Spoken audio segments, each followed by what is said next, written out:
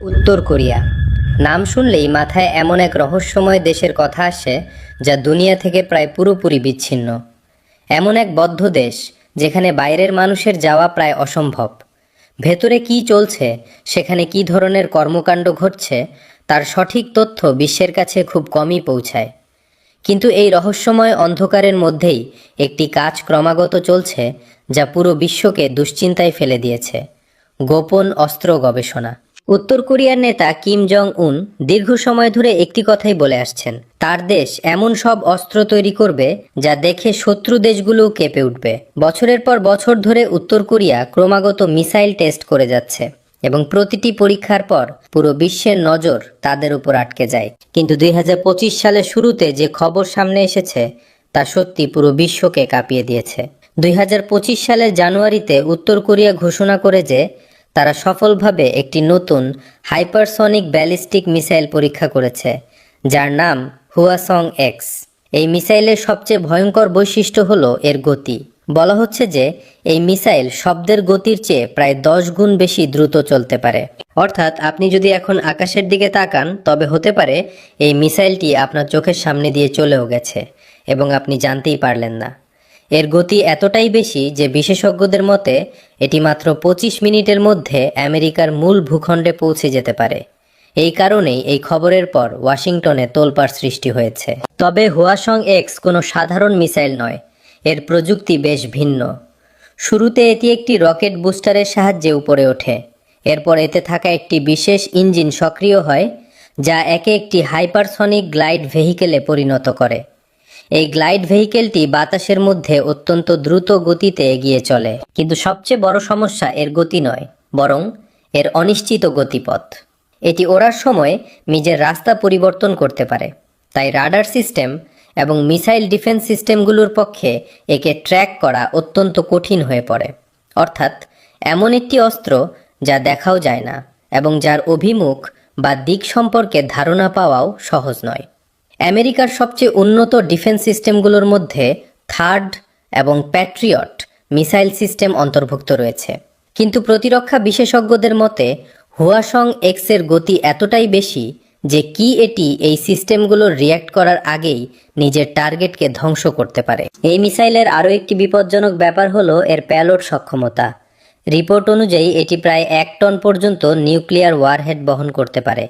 এর অর্থ হলো যদি এটি কোনো বড় শহরের ওপর পড়ে, তবে কিছু মুহূর্তের মধ্যেই পুরো এলাকা ধ্বংস হয়ে যেতে পারে।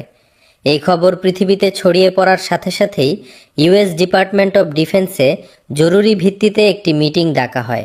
সেই সময় একজন সিনিয়র কর্মকর্তা বলেছিলেন যে আমরা জানতাম উত্তর কোরিয়া বিপজ্জনক, কিন্তু তারা এত দ্রুত এগিয়ে গেছে যে তা ভাবাও কঠিন ছিল। কিছু আন্তর্জাতিক রিপোর্টের তথ্য অনুযায়ী ইউএস স্যাটেলাইটগুলো উত্তর কোরিয়ার সমুদ্র তীরের কাছে বেশ কিছু নতুন মিসাইল লঞ্চারও শনাক্ত করেছে। এই খবর সামনে আসতেই দক্ষিণ কোরিয়া এবং জাপানেও উদ্বেগ বেড়ে যায়। সেখানকার সরকার জরুরি পরিস্থিতি বিবেচনা করে সাধারণ মানুষকে নিরাপদ স্থানে সরিয়ে নেওয়ার পরিকল্পনাও শুরু করে দিয়েছে। এরই মধ্যে কিম জং উন একটি পাবলিক ইভেন্টে বলেছেন, আমরা যুদ্ধ চাই না, কিন্তু কেউ যদি আমাদের দিকে খারাপ নজরে তাকায় তবে আমরা তাকে এক মুহূর্তের মধ্যে নত হতে বাধ্য করতে পারি। এই বয়ানের পর পশ্চিমী দেশগুলোতে একটি বড় প্রশ্ন উঠতে শুরু করেছে: এটি কি কেবল শক্তির প্রদর্শন, নাকি সত্যি উত্তর কোরিয়া একটি বিপজ্জনক সামরিক শক্তিতে পরিণত হয়েছে? অনেক বিশ্লেষকের ধারণা কিম জং উনের আসল লক্ষ্য হল বিশ্ব রাজনীতিতে নিজের অবস্থান শক্তিশালী করা, যাতে কোনো দেশই উত্তর কোরিয়াকে ছোট ও দুর্বল ভেবে উপেক্ষা করতে না পারে। তবে আরও একটি বড় প্রশ্ন সামনে আসে: এত উন্নত প্রযুক্তি আসলে উত্তর কোরিয়া পেল কোথায়? কিছু বিশেষজ্ঞের মতে রাশিয়া ও চীনের সাথে তাদের পুরনো সম্পর্কের কারণে তারা প্রযুক্তিগত সহায়তা পেয়ে থাকতে পারে। যদিও উত্তর কোরিয়ার দাবি এই মিসাইল তৈরিতে কোনো দেশের সাহায্য নেওয়া হয়নি, এটি সম্পূর্ণ তাদের নিজস্ব প্রযুক্তি।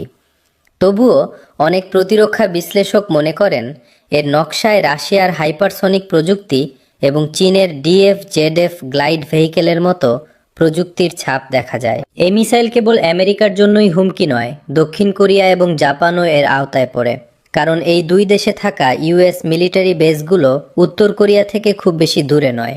বিশেষজ্ঞদের মতে যদি হুয়াসং এক্স টোকিও বা সিউলের অভিমুখে লঞ্চ করা হয় তবে এটি মাত্র 3 মিনিটের মধ্যে লক্ষ্যবস্তুতে পৌঁছে যেতে পারে। এই কারণেই এখন আমেরিকা তার মিত্রদের সাথে মিলে নতুন মিসাইল ডিফেন্স সিস্টেম তৈরির পরিকল্পনা করছে। এই ঘটনার পর বিশ্বে একটি নতুন অস্ত্র প্রতিযোগিতার আলোচনাও জোরালো হয়েছে। রাশিয়া বলছে যে আমেরিকার বিশ্বব্যাপী আধিপত্য শেষ হওয়ার পথে। অন্যদিকে চীনের মতে এটি বিশ্বে ক্ষমতা পরিবর্তনের সময় হতে পারে। আর উত্তর কোরিয়া এখন নিজেকে প্রকাশ্যেই নিউক্লিয়ার ক্লাবের অংশ মনে করতে শুরু করেছে।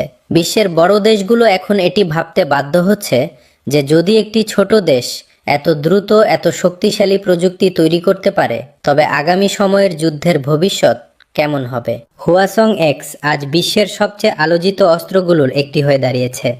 আমেরিকার ভয় যে এই প্রযুক্তি তার বর্তমান ডিফেন্স সিস্টেমগুলোকে প্রায় অকেজো করে দিতে পারে। রিপোর্ট অনুযায়ী কিম জং উনের আরও একটি গোপন প্রজেক্ট চলছে, এমন একটি অস্ত্র যা মাত্র 15 মিনিটের মধ্যে পৃথিবীর যে কোনো প্রান্তকে লক্ষ্যবস্তু বানাতে সক্ষম। এই কারণেই আজ উত্তর কোরিয়াকে কেবল একটি বিচ্ছিন্ন দেশ নয়, বরং একটি উদীয়মান সামরিক শক্তি হিসেবে দেখা হচ্ছে।